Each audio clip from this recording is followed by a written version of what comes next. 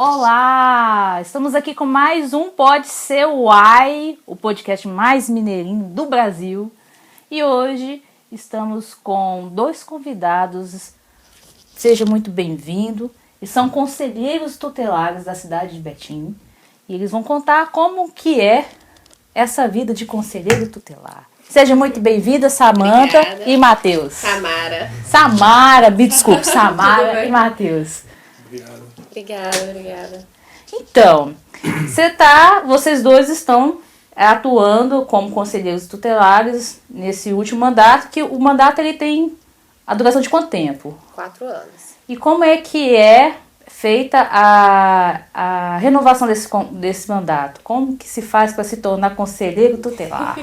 É um processo de escolha, né? Esse processo ele foi instituído pelo governo federal através do ECA e cada município faz o seu processo e institui como será feito. O município de Betim é um processo seletivo que é feito a partir de prova.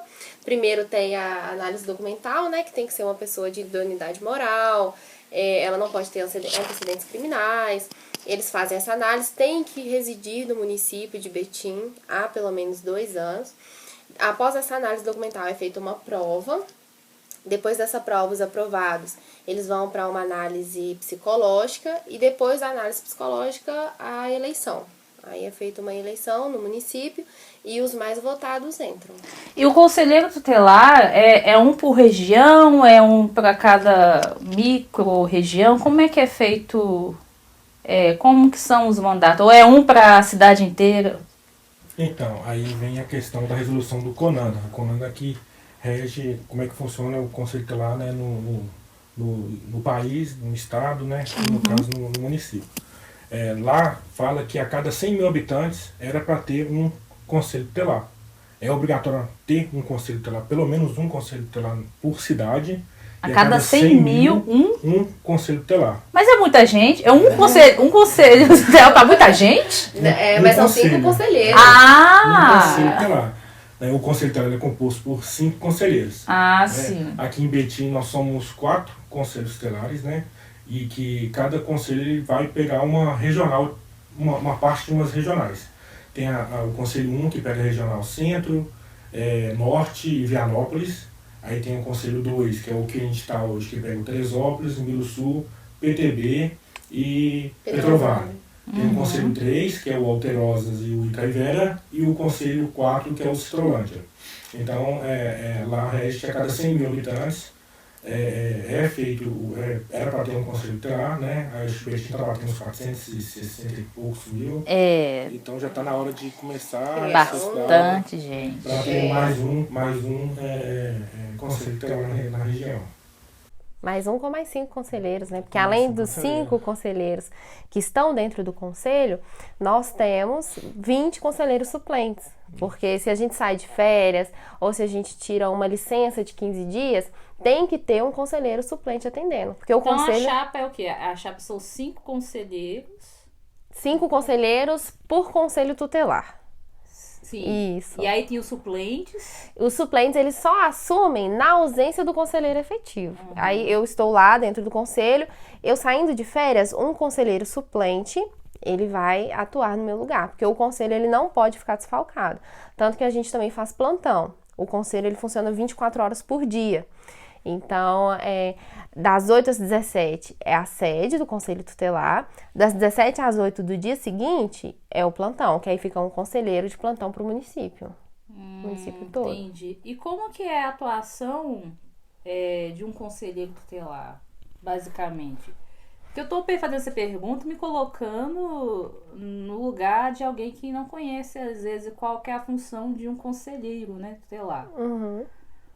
Então, hoje o conselho tutelar foi criado para fazer a garantia de direito da criança e do adolescente.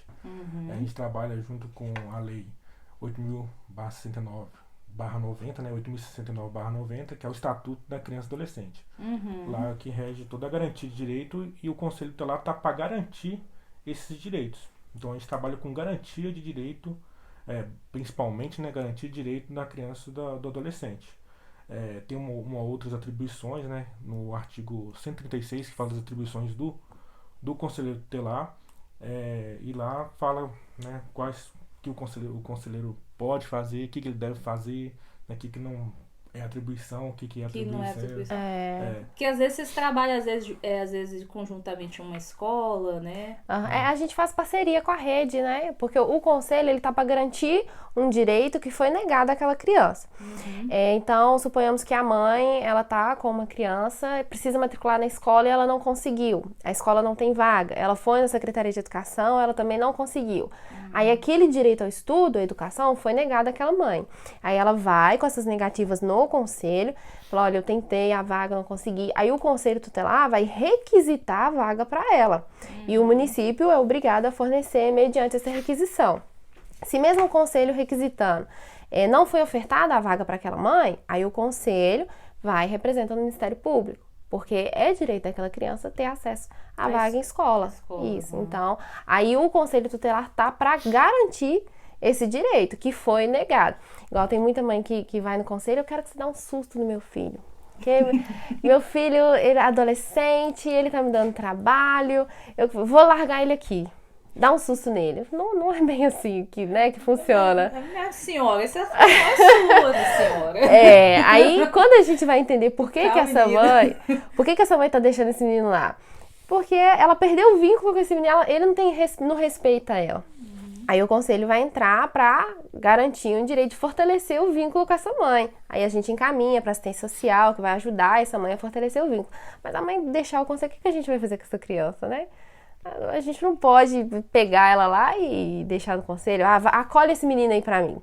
O acolhimento institucional é a última medida que o conselho faz. É uma medida que a gente tentou de tudo para ajudar aquela família e a negligência ela está sendo tão grave, é um risco para aquela criança ficar com a família, que aí o conselho vai e faz o acolhimento institucional. Neste caso, esse acolhimento institucional que você fala, ele pega a criança, em modos práticos, e coloca num abrigo? No abrigo. Em Betim nós temos 5 abrigos, 5 casas. E a responsabilidade passa a ser do abrigo? Do Estado, do município, isso. A família tem contato com essas crianças? Tem. Pode visitar, né? Aí é feito um estudo social, porque são duas formas de acolhimento. Primeiro é o acolhimento excepcional e urgente, que é o conselho tutelar que faz. É um abandono de incapaz, por exemplo. A criança está sozinha, não conseguindo localizar familiar, família extensa primeiro. A criança não sabe o telefone de ninguém, a gente não conseguiu localizar ninguém. Aí nós vamos fazer um acolhimento de forma excepcional. E o conselho tem um prazo de 48 horas? 48 horas para tirar a criança do abrigo e devolver para a mãe. Ou o pai, o responsável legal. Se nesse prazo o conselho tutelar não conseguiu resolver, aí o judiciário vai entrar, que é a Vara da Infância e Juventude, vai procurar a família extensa, vai tentar entender da família de que forma que essa criança pode voltar para o seio familiar, vai fazer o estudo social do fórum, que é o psicossocial, vai fazer um acompanhamento com aquela família, para aquela família não perder o filho. Se de tudo a violência, a negligência é grave e aqueles pais não podem, é um risco receber de volta aquela criança, aí vem a perda e destituição de guarda. Aí, no caso, essa criança fica aí para ser adotada? Adoção. Só que o acolhimento institucional, ele é a última medida que é aplicada. É assim, foi até legal que nós participamos de uma palestra com o Dr. Murilo, ele é procurador do estado do Paraná. Ele é procurador do estado do Paraná. Aí ele contextualizou da seguinte maneira a questão do acolhimento institucional, que eu achei interessante, que fica mais fácil de entender. Que tem aquele filme, como é que ele falou? Do Harry Potter. Não sei se você conhece já, né? É da minha adolescência, né? Na época o pessoal carregava aquele livro gigante. Isso. Que lá tem um vilão que o pessoal falava assim, esse nós usamos, não pode nem falar o nome dele. Quando ia falar o nome, eu falei assim, isso é aquela pessoa que a gente não pode falar o nome que ele falou, né? E que era o Lord Voldemort. O Lord Voldemort. E o acolhimento institucional é mais ou menos isso. É uma coisa que é um vilão pra gente, assim, que a gente não pode nem falar o nome dele, porque você vai garantir o direito da criança, do adolescente com acolhimento, mas você também acaba meio que violando séries de situações. Tirar uma criança, tirar um adolescente de uma família, ela é uma violação também para ele, né? É uma aplicação de medida assim. maior do que a violação, mas ainda assim causa uma violação, causa um trauma, causa toda uma situação. Um sentimento de abandono. Então, deve ser muito complicado na cabeça de uma criança. É mais ou menos isso.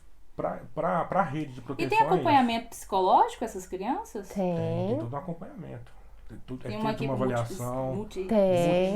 Multidisciplinar do fórum, né? Da Vara da Infância e Juventude. A casa de acolhimento também, ela fornece para a criança tudo o que ela precisa.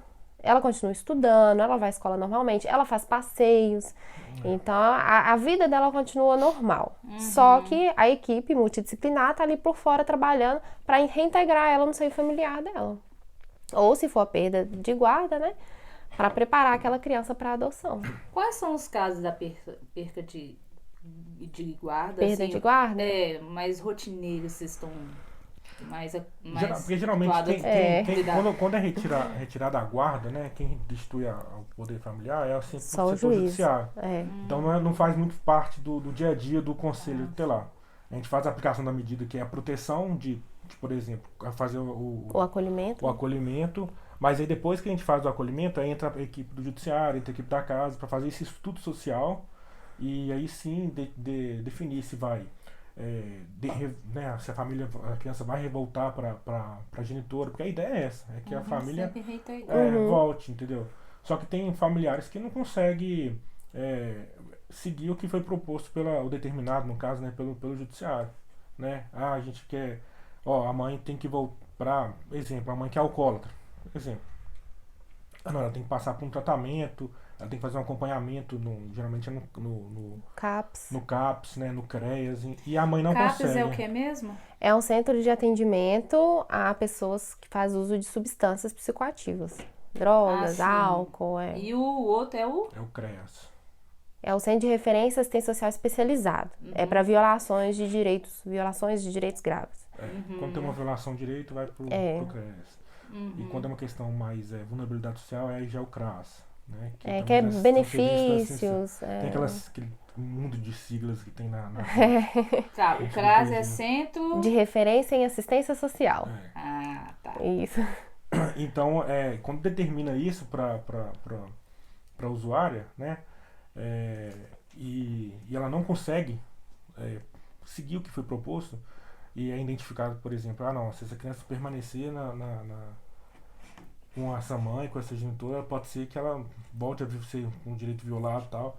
Aí daí que o estudo social pode apontar a perda de guarda. A distribuição do poder familiar. Se não tiver nenhuma família extensa. Né? Família extensa é tios, avós, primos, qualquer familiar que seja extenso.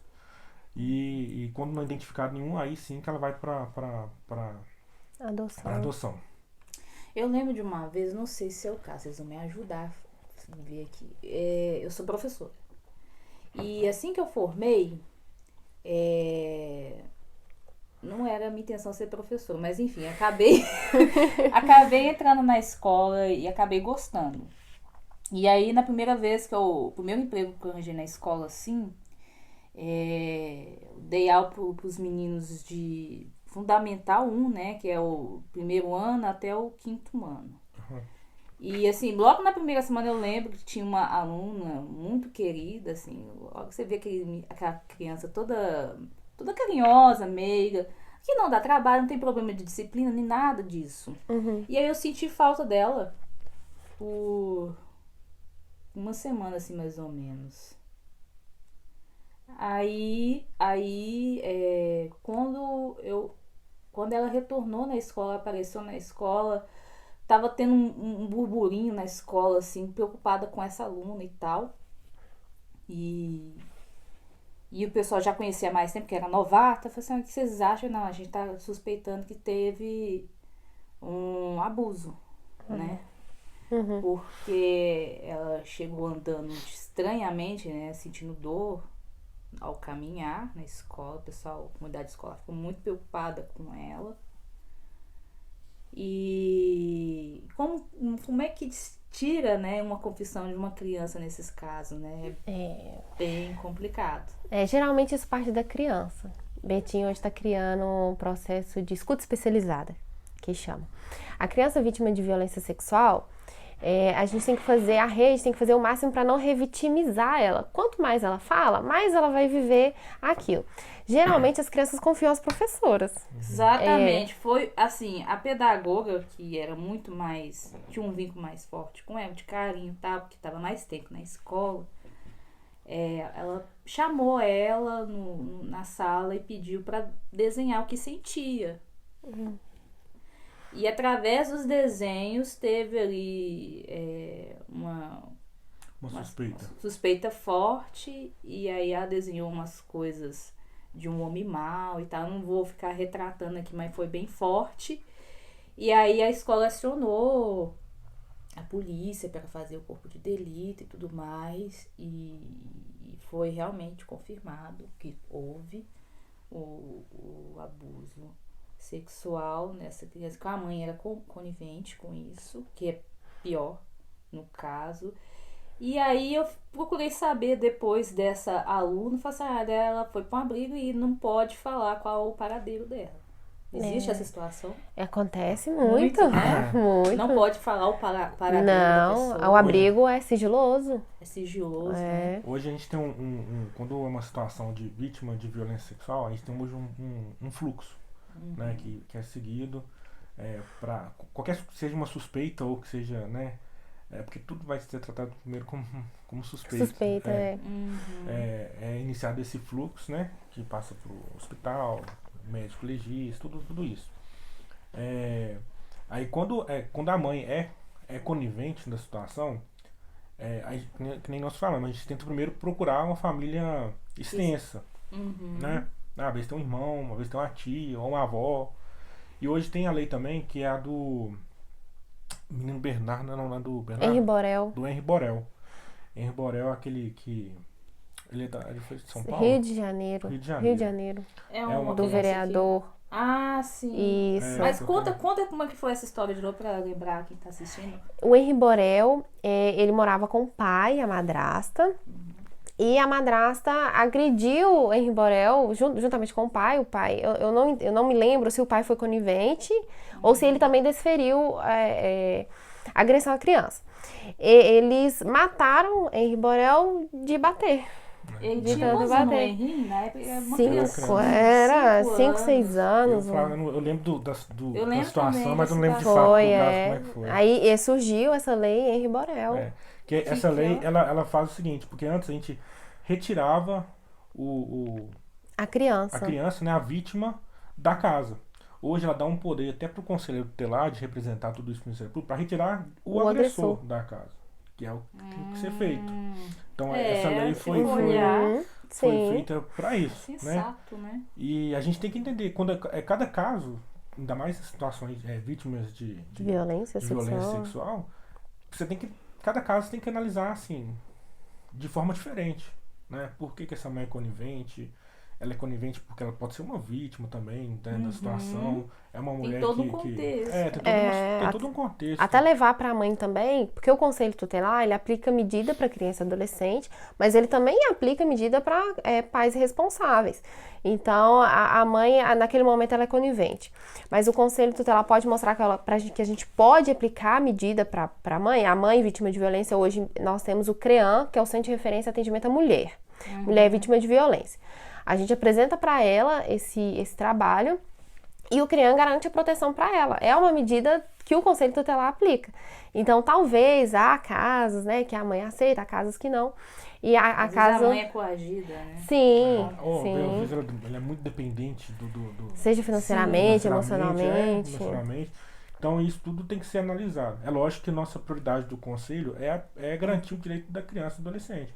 Se a gente vê que chegou num ponto que a mãe é tão conivente que não vai conseguir garantir esse direito do filho ou do filho, né? A gente faz a retirada, um acolhimento emergencial, uma entrega para uma família extensa. Daí aplica as medidas protetivas, que é encaminhamento pro CREAS, que nós falamos, né? Tudo isso. Vai fazer os acompanhamentos. E quais são normalmente as medidas, no caso, a serem tomadas quando tem que tirar o agressor do lar? Quais são as medidas que impedem desse agressor, por exemplo, se aproximar da família, da criança e tudo mais? É da delegacia, né? Geralmente Delegacia da criança. Isso. Hoje quem está lutando na delegacia da mulher, aqui em Betim, né? Sim. E a gente representa isso também para o Ministério Público para pedir esse afastamento, né? Sim. É lógico que não é uma coisa assim que É rápida. é rápido de um dia para o outro, né? Devia ser mais rápido. Até que na delegacia da mulher acho que ele é mais rápido. É mais rápido. O Ministério Público, para entrar com o processo, tudo isso demora um pouco mais, né? A medida Pode ser protetiva que aconteça de um dia para o outro, né? É. Mas essa lei também, ela é bem recente. Ela foi feita em 2019. Agora, 2022. Foi 22? 2022. A Menino Bernardo é 2019, ela é de 2022. Tem a lei do EN que vocês falou, essa lei... Menino Bernardo, de 2019. Ela tem até aqui no ECA, que já foi incluso. É a lei do Menino Bernardo. Que é castigo físico, né? O tratamento cruel, degradante. Ele vai quase na mesma linha do Henri Borel. Só que a lei do Henri Borel, ela deu mais poder. Poder no sentido, por exemplo, o Conselho Tutelar, hoje a gente pode mandar para a delegacia pedindo o afastamento do agressor.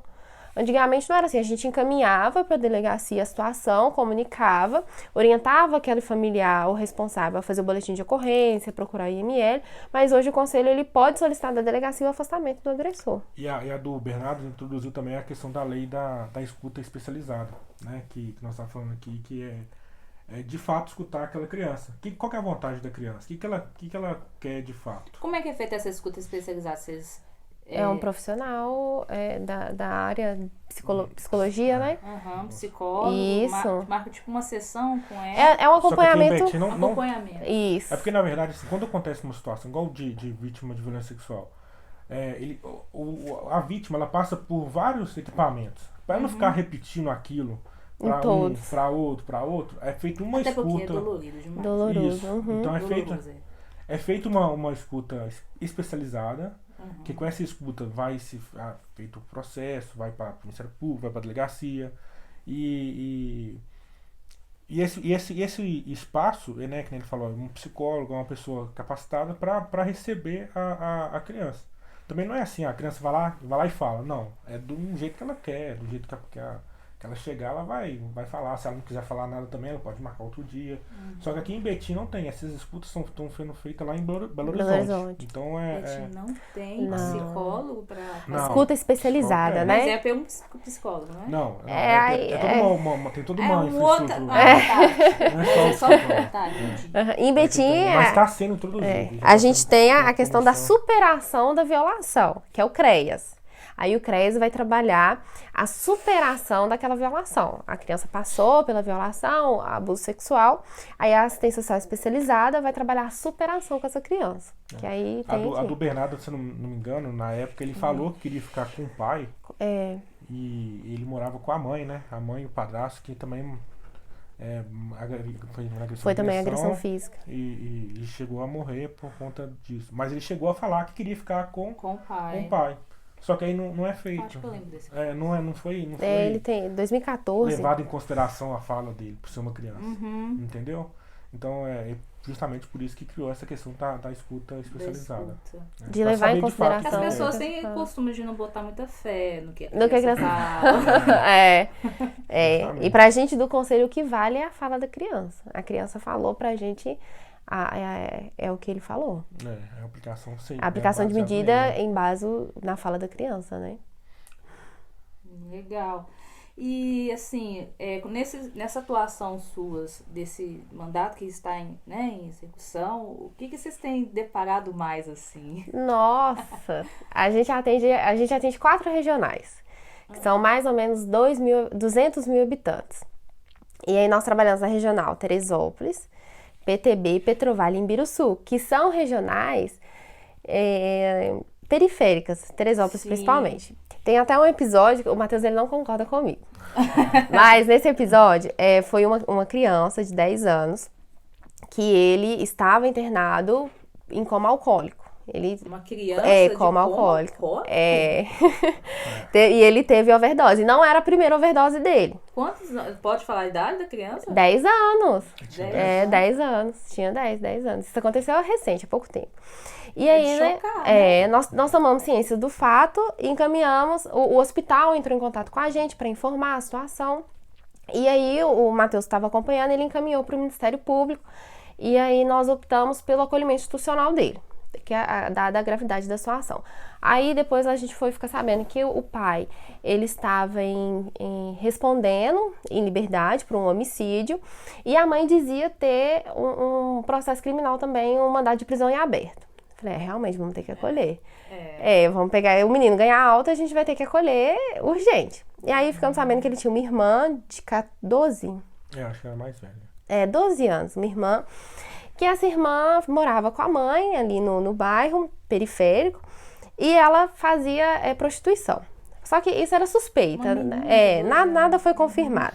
Aí a gente optou pelo acolhimento institucional. Primeiro a gente buscou a menina, foi muito difícil, porque a gente não tinha um mandado judicial, a mãe não queria deixar, só que a gente falou, olha, a gente tem que levar, se a gente não puder levar, se você não permitir, nós vamos ter que acionar a polícia. E como você está dizendo que você tem um mandado de prisão em aberto, vai ficar mais complicado. É melhor para ela agora, nós vamos levar o menino também, mas você vai poder ter acesso, você vai poder ver e tudo, e aí a gente explicou tudo direitinho. Conseguimos, levamos a menina. Aí fomos no hospital buscar o menino, só que o pai dele estava lá. Aí fomos para a sala da assistência social, aí a gente está conversando com o pai e tudo, explicando que a gente tinha que levar, e o pai não vai levar. Falei, não, nós vamos levar sim, não tem como, e tentando explicar para ele. Só que nisso ele estava muito inquieto. Ele saía da sala, era uma sala assim, eu tava aqui e a porta de frente pra mim. Ele saía da sala, olhava assim e voltava. Eu falei, Matheus, tá muito estranho. Tava eu e o Matheus no hospital. Muito estranho esse moço aí, esse rapaz, né? Não tô gostando. Tá acostumado. Isso, lá dentro do hospital regional. Aí ele saiu a primeira vez, saiu a segunda vez. Na terceira vez que ele saiu, ele tirou um maço de nota de 100 do bolso. E muito esquisito, muito dinheiro, esquisito. E ele saiu da minha vista. Quando ele voltou na minha vista, ele tava abaixo fazendo assim com a blusa, sabe? Como se você tivesse colocado algo na calça. Falei, ele tá com alguma coisa, ele vai matar a gente. Nossa. Falei, Matheus, ele vai matar a gente. O Matheus tava... Aí eu mandei mensagem, ele tava aqui na nossa frente, eu mandei mensagem pro Matheus. Tava vocês dois lá. Nós dois, assistente social assim, eu e o Matheus, e o rapaz sentado aqui. E eu, Matheus, mandei mensagem, ele vai matar a gente, ele vai fazer alguma coisa. E ele virou e falou assim, eu não tenho nada a perder, eu já tô respondendo por homicídio mesmo, mas meu filho vocês não levam. Nossa. Falei, Matheus, hoje a gente morre. E o Matheus, calma, você tá muito apavorado. Eu falei, eu não vou sair, isso já era 4h40 da tarde. Eu falei, eu não vou sair daqui com esse rapaz, porque era no quarto andar. E a gente tinha que descer o elevador e ele ia com a gente. Falei, eu não vou sair. Aí o Matheus tentando convencer ele. Pode ir embora, a gente vai junto com o menino. Aí depois disso o menino chegou. Falou, olha, a gente vai levar o menino, mas você pode ir, que a gente tem que terminar umas coisas aqui, você vai. E ele, eu não vou junto. Falei, eu não vou sair daqui com esse menino. Só que eu acho que o menino percebeu. Que o menino foi, abraçou, o pai dele falou, pode ir e tal. E ele, eu não vou. E o pai, não vou, falando que não vai. Aí eu saí da sala, chamei uma menina, que era até conhecida minha, falei, você pode chamar a guarda municipal aqui pra cima. Pode chamar a guarda, chama a polícia, que eu não vou sair daqui sozinha com esse menino. Não vou. Por mais que eu achei que ele tava com uma chave de fenda. Porque ele disse que ele era pedreiro. E disse que tinha saído do serviço que ele fazia. Só que ele tava todo desconexo, ele disse que tinha... Ainda mais que falou, não tem nada a perder. Disse que tinha fazenda, e com uma nota, massa de dinheiro no bolso. Aí eu desesperei. Desesperei assim, por mensagem. E aqui eu continuei assim, não, senhor, a gente vai levar, senhor. Vamos aqui levar. não mostra o desespero que você está passando por dentro. E o Matheus, ele é tranquilo. Ele não ele mantém a calma assim. Ele fica assim. E ele, não, Samara, ele não vai fazer nada, não. E se fizer, a gente já tá no hospital. Falei, meu filho, para atravessar e acontecer alguma coisa. Aí, enfim, não desci. A menina chamou a guarda. Disse que reuniu um tanto de carro da guarda municipal e polícia lá embaixo, mas eu não fui lá pra ver. O Matheus conseguiu convencer o senhor de sair. Ele saiu, eu falei, Matheus, você vai atrás, que eu não vou. Ele saiu sozinho. Ele foi sozinho. Na calma, conseguiu convencer. E eu lá, super desesperada. Aí ele desceu, o rapaz desceu, o elevador. E depois o Matheus desceu pra ver se ele tinha ido ou não. Eu falei, Matheus, eu não vou sair pela porta. Eu vou sair pelo setor de pronto-socorro do Hospital Regional com o menino. Peguei o menino, esperei um tempinho e saí pelo pronto-socorro. Eu nem esperei pra ver se o pai... Disseram que ele ficou lá esperando. Mas eu não esperei pra ver se ele ficou. A gente colocou o menino no carro, fomos pro abrigo, preenchi a ficha dele e fomos embora. Pra mim, Matheus fala que não, mas pra mim, nesse dia, a gente ia morrer. Ia. Qual que é a sua... passei. Qual que é a sua... Acho que aí, mas não... Acho que é um desespero de se retirar um filho. Eu acho que fica assim, mas sei lá. Mas Já vi situações tipo, piores, sabe?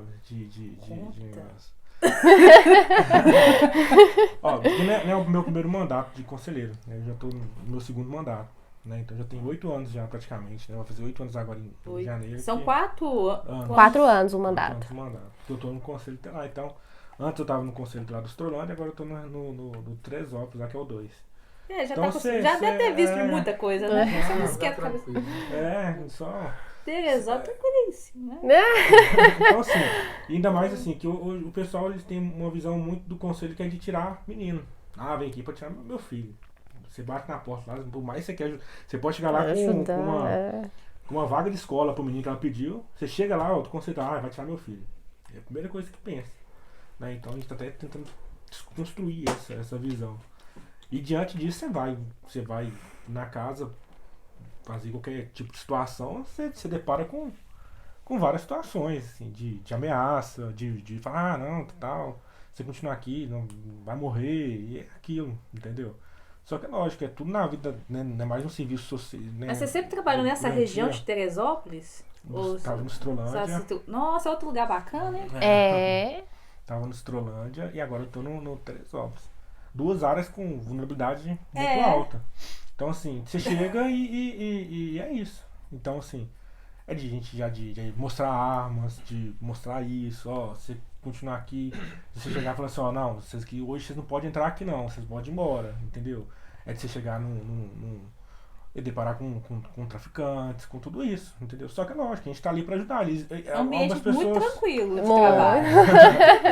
As pessoas têm que entender, eles entendem, hoje em dia tá entendendo mais, que a gente tá ali justamente pra ajudar. Pra ajudar, né? E até o tráfico da região, seja qual for, eles preferem que nós entramos pra resolver uma situação do que a polícia, entendeu? Porque tem tem uma atenção muito grande como envolve a polícia. Então eles preferem talvez que o conselheiro vai aplicar medidas protetivas, vai informar. Lógico que muito disso, muitas situações, né, que acontece hoje com o conselheiro tutelar, não é uma atribuição do conselheiro tutelar. Né, é uma coisa que nós conselheiros fazemos sem que seja nossa atribuição. Né? Eu vi até um post esses dias no Instagram que fala que a maior ferramenta do conselheiro é justamente um computador. Que é de lá que a gente vai receber as denúncias, as violações e vai encaminhar, que é o papel do conselho, tem que encaminhar, requisitar. Fazer ofício, né? Requisitar. E é a maior ferramenta. Não é muito estar hoje em dia na rua, né? Fazendo serviço, de executar mesmo o serviço. Então esse não é o papel do conselho tutelar. Então muito disso que acontece com a gente. Muito disso que acontece com a gente hoje é muito pela desinformação de qual que é o papel do conselheiro. Tanto da pessoa quanto da rede. Como até do conselheiro também, entendeu? Teve uma situação, o Matheus ele não considera nenhuma situação quase morte. Eu considero, não, ele não considera. Mas o cara mostrou a arma, nossa, tudo certo. Quem trabalha na rede passa por essa situação, entendeu? Você vai ali pra garantir o direito, você passa. Já recebeu ameaça de morte? Nossa! Isso é de boa, né? Eu considero várias situações quase morte. Teve uma mesmo, que eu estava no plantão de noite. Pegaram uma adolescente em ato infracional. Isso não é uma atribuição do conselho acompanhar um adolescente em ato infracional. A gente já até combinou, fizemos um fluxo com a delegacia. E essa adolescente foi ouvida e estava para ser liberada, mas ela não tinha um responsável. Como não tinha um responsável, o conselho tinha que entrar. Aí fui na delegacia, conversei. Essa adolescente já é uma adolescente de conhecimento da rede, que ela é do Citrolândia. Falei, não, eu vou trazer essa mãe pra cá. Isso era 10, 11 horas da noite. Vou trazer essa mãe, pra essa mãe acompanhar, e a mãe ir buscar a adolescente e levar a adolescente embora. Fui pro Citrolândia. Só que essa adolescente estava ameaçada no Citrolândia. E eu tinha ciência, mas nem tanta. Quando eu cheguei, o nosso carro do plantão, ele é um carro plotado. E antigamente era a Palio e Candy grande, conselho tutelar, assim. Cheguei na porta da casa... Discreto. Muito discreto, discretíssimo. Cheguei na casa dessa mãe pra conversar com ela, só que a casa da mãe é de frente a uma mata. E aí nessa mata tinha algumas pessoas que saíram, né? E falaram assim, conselho tutelar, né? É adolescente e tal, né? Eu falei, não é adolescente não. Eu falei, vocês vão trazer ela pra cá? Eu falei, não vou trazer não. Vou trazer ela não, você é doido? Não. Porque se trouxer pra cá, a gente vai fazer e acontecer. Eu falei, eu não posso trazer ela pra cá. Falei, eu não sei o que eu vou fazer. Aí eu fui conversar com a mãe e falei, mãe, você precisa ir lá na delegacia buscar sua filha. Ah, eu não posso ir porque eu tô com meus filhos aqui. E o pessoal lá, só olhando, né? Falei, ela não pode ir buscar, eu não posso trazer. O que eu vou fazer? Porque essa mãe tinha outras 2 crianças lá. E eles falaram assim, se o carro voltar com ela dentro, a gente vai balear o carro todo. E lá a gente não podia ir com polícia naquele horário. Já eram 11 e tanta da noite. Falei, eu não posso trazer essa adolescente, como é que eu vou fazer? Tem outras 2 crianças. A mãe não queria ir na delegacia, não podia. Falei, mãe, responsabilidade sua, buscar sua filha. Aí ela, como é que eu vou buscar e trazer ela aqui, né, com as pessoas aí que... Falei, agora eu não sei. Aí eu conversei com o pessoal do Conselho de Citrolândia, que atende ela, e combinei com eles. Falei, gente, não vai ter como levar essa menina embora. Porque se eu levar, alguém vai morrer. E eu não vou ser, não. Porque eu não vou estar dentro do carro esperando eu ser baleada, não. Combinei com eles. Aí no dia seguinte, como demora um tempo, oitiva, demora, tinha um pessoal que ela estava institucionalizada, a casa de acolhimento. O pessoal acompanhou ela lá. No outro dia, o Conselho de Citrolândia buscou ela. Que aí, de dia, mais tranquilo. Eu considero essa experiência quase morte. Porque se eu chego com essa menina, eu considero.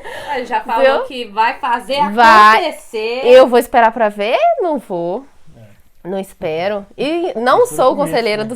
foi. Não sou conselheira do Citrolândia. Só que com a gente de plantão, a gente atende o município inteiro de Betim. Né? Então, por isso que eu fui até a Citrolândia. E aí eu considero essa experiência aí quase morte. Algumas das. O Matheus não. Mas não. Aí não é. Você foi avisada pelo menos. Pra mim, quase morte, se você tivesse dado um tiro no carro lá e não pegado, aí pronto, aí não era quase morte. Aí você foi uma leve ameaça. Leve ameaça. Um aviso. Um aviso com umas coisas bem grandes assim na mão. Mas é isso. Chocada, assim. Eu às vezes acho assim, meu Deus, eu tô entrando nessa sala bagunceira, o que eu fiz? Aí eu vejo assim a situação de vocês, não. A de vocês são piores. A gente recebe ameaça direto aí de pais insatisfeitos. Eu já recebi ameaça por causa de nota, né? Mas na época eu fiquei bolada, mas depois não ia fazer nada, não. Você fez boletim? Não paguei pra ver também, não. Mas as ameaças é tipo isso. É tipo isso. Sim. Mas eu dava aula no EJA. Foi a primeira vez que eu dava aula no EJA. No EJA, à noite, tem de tudo, né? Tem gente boa, tem gente que é meio doido, esse povo que é meio desorientado. E tem isso aí. Aí, eu sou professora de artes. Imagina a pessoa ameaçar uma professora de artes por causa de nota. Nossa! É pesado. É melhor não pagar pra ver, né? Com não, certeza. lógico, a gente não pode pagar, não pode duvidar, né? Mas eu tenho mais medo das pessoas que não falam, não contextualizam, não demonstram, do que as que... Mas pior que ameaça é levar leite materno no rosto. Você levou? O Matheus levou. Você levou uma leite levou uma coisa. O que você chama? Leitada? Que você levou? Eu tô tentando imaginar. Isso foi a acolhimento institucional que a gente fez com uma criança. Ela era filho, né? Acho que era um menino. De uma senhora que era alcoólatra. Ela chegou no conselho totalmente alcoolizada. Aí pra justificar, né, que amamenta a criança.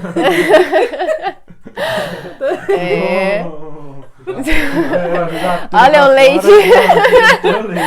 Olha o leite aqui. Sujar a mesa de leite. Eu tô imaginando a situação. Falei com ela, pelo amor de Deus, sai passar aqui, depois você vai com nolinha pra você e conversa com ele. Mas acontece tudo. De tudo, A gente trabalha literalmente. com a população, você vê de tudo. Com pessoas, Tudo, né? Tudo, Você Agora, conversa assim, com- tem uma coisa que é interessante. Todo mundo sabe esses perrengues, tudo que os conselheiros passam. E é super disputado, né? Então, E aí, assim, eu sei que vocês estão em Das processo de eleições, é. entrar em processo eleitoral, vocês ainda estão no cargo, mas vocês estão fora do lado de serviço, vocês podem falar. O que vocês acham? Por que é tão politizado, assim? Por que todo mundo quer ser para passar tudo isso que vocês passam para ganhar muito pouco? Vocês não ganham tão bem, assim. Porque você tá de plantão. Vocês ganham periculosidade, por exemplo? Não. é o terceiro processo de escolha que eu estou participando. Os três foram diferentes um do outro, né? O primeiro, que foi o meu primeiro mandato que eu entrei, foi em 2015. Ele era era um pouco parecido, era nas células, né? Era bem parecido, um pouco parecido com esse que você escolhia, porque o estatuto fala que tem que ser uma pessoa que é da comunidade. Ela tem que ser escolhida pela comunidade. Tem que ser o representante da comunidade.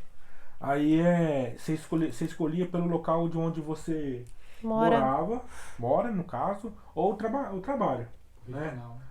O conselho tutelar. Então, como eu morava aqui no Filadélfia, eu tive que me candidatar pela região do centro. Só que era um voto aberto. Era um voto que todo betinho podia votar em mim, né? Ou em outro candidato, qualquer candidato, né? Independente se ela mora ou não na região central, na região do conselho tutelar do centro. E os suplentes, eram 20 suplentes para todos os conselhos. Só um detalhe, dessa eleição de 2015, eu lembro bem dela.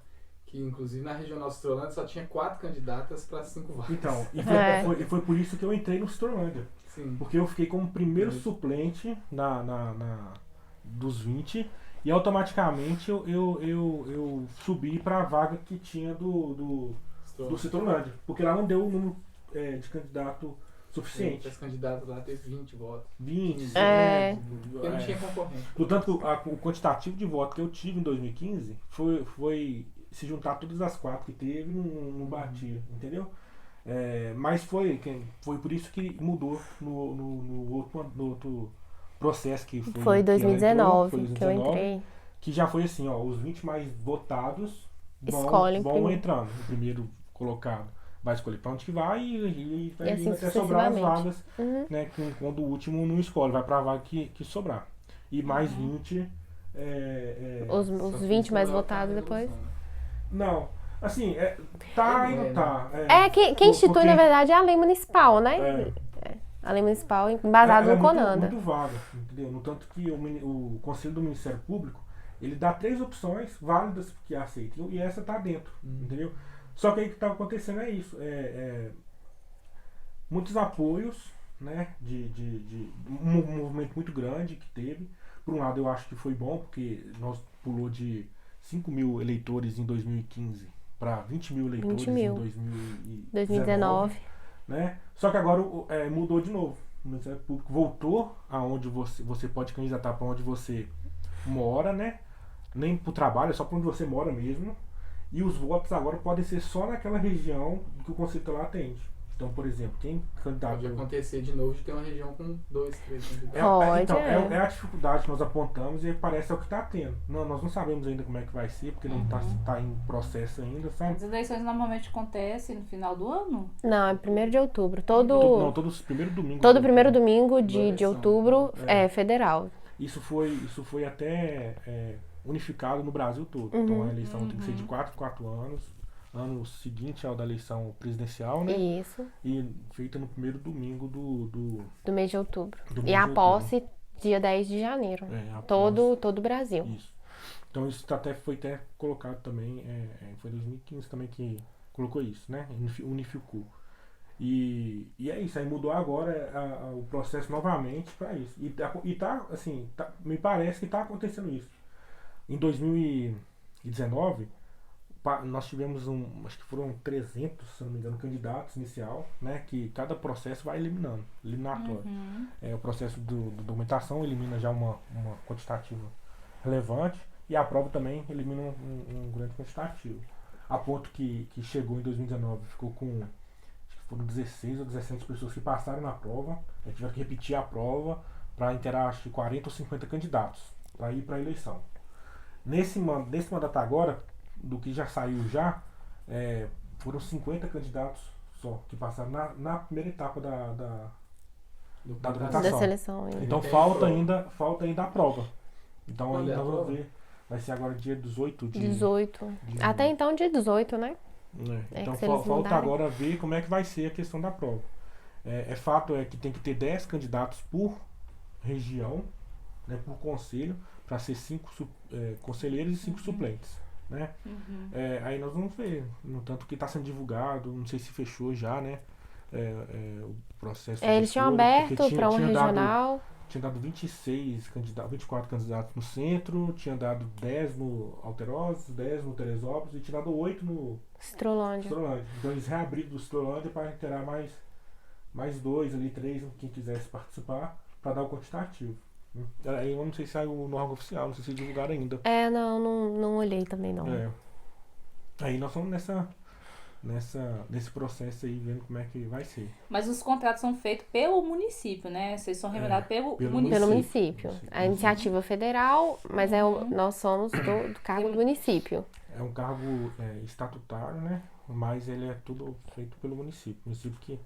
É o município que institui, que mantém, porque a nossa sede, a gente precisa de suprimentos até mesmo para fazer documento, computador, impressora, papel. Quem mantém tudo isso é o município. Tem o RH também, pessoas. Administrativo, empresa, motorista. Isso. Tudo é do município. O município tem que o município que o carro que a gente faz, visita, tanto a visita e o nosso plantão, a gente também tem um carro, é o município também. O pré-requisito para se candidatar é só fazer aquela etapa da documentação, a prova e ser eleito. Não, tem que ter alguma formação. Tem que comprovar. Não, formação não. Tem que comprovar a idoneidade moral. Acima de 21 anos. Tem que residir no município. E não pode candidatar ao mesmo conselho. Marido, mulher, primo, tio. Parentes próximos, Não pode candidatar ao mesmo conselho, né? Não pode trabalhar no mesmo conselho. Candidatar pode. Eu entendi a pergunta do nosso Sombra. Porque é um serviço que dá. É um serviço custoso. Você fica vulnerável, né? Passa aí por uns perrengues, passa por ameaça de morte, fica de plantão. Um negócio, um rolê muito trabalhoso. E aí a gente percebe que de fora tem muita disputa.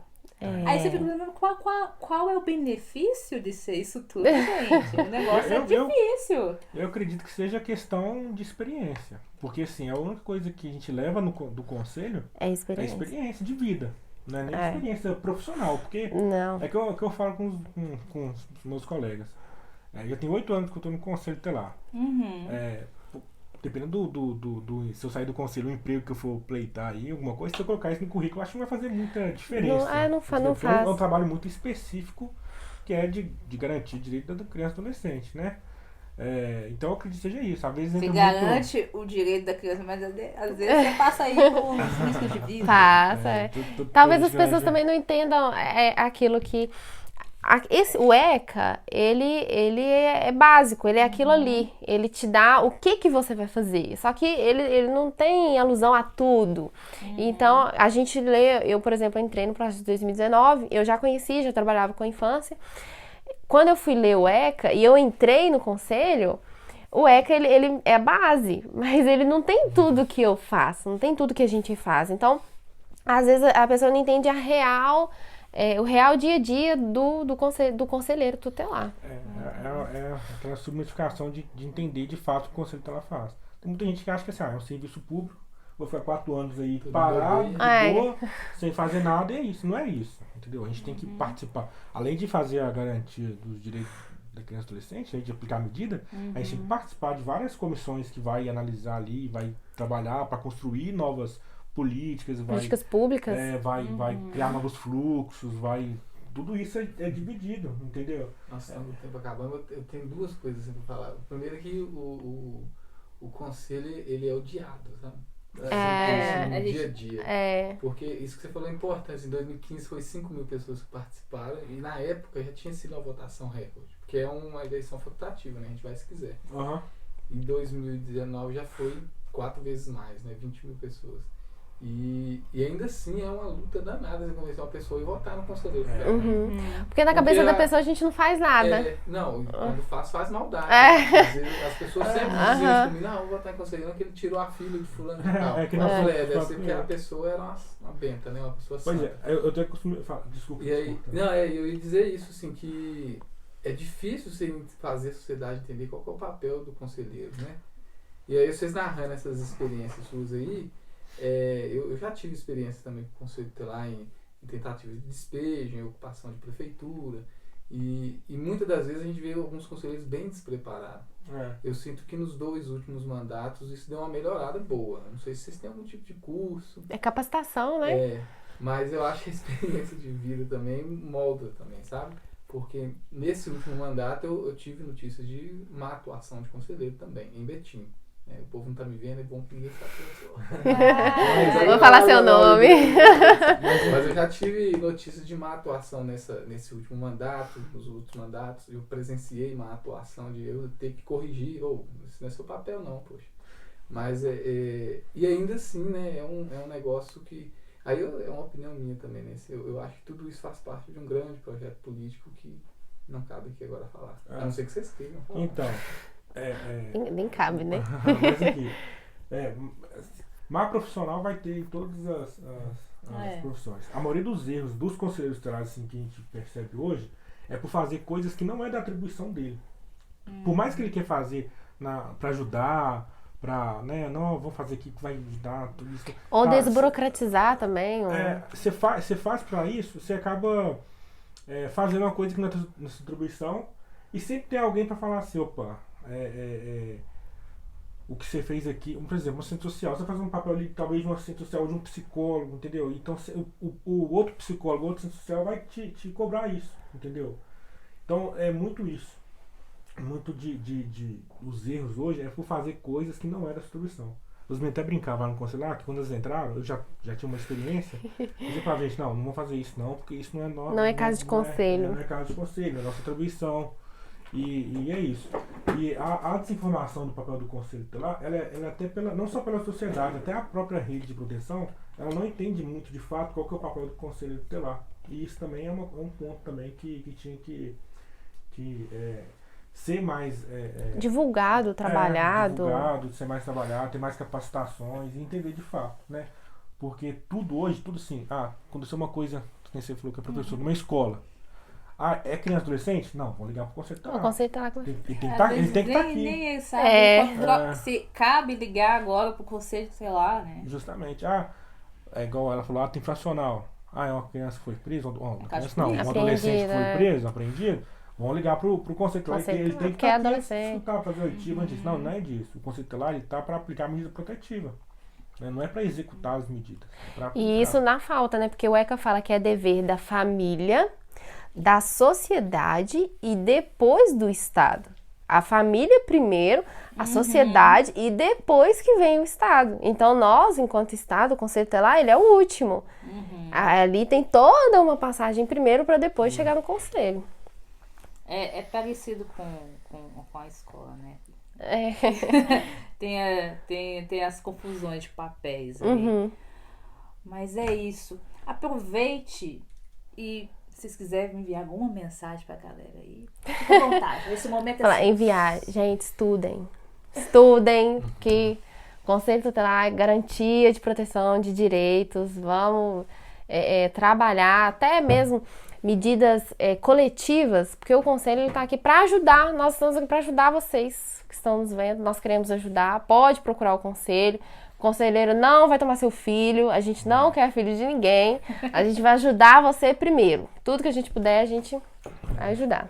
É isso aí que ela falou. A gente não toma nenhuma criança. Ajuda a proteger. Os pais que perdem os filhos. Os pais que perdem. Exatamente. Mas é isso, tá bom? Nós não estamos aqui pra isso, né? Pra tomar nenhuma criança, nem pra... Tô aqui pra ajudar. Aplicar a medida protetiva. Então é isso, gente. Pode ser, fica por aqui. Aproveita. acompanhe as redes sociais, @podseruai. O episódio na íntegra você confere no YouTube e os cortes no Instagram e TikTok. É isso.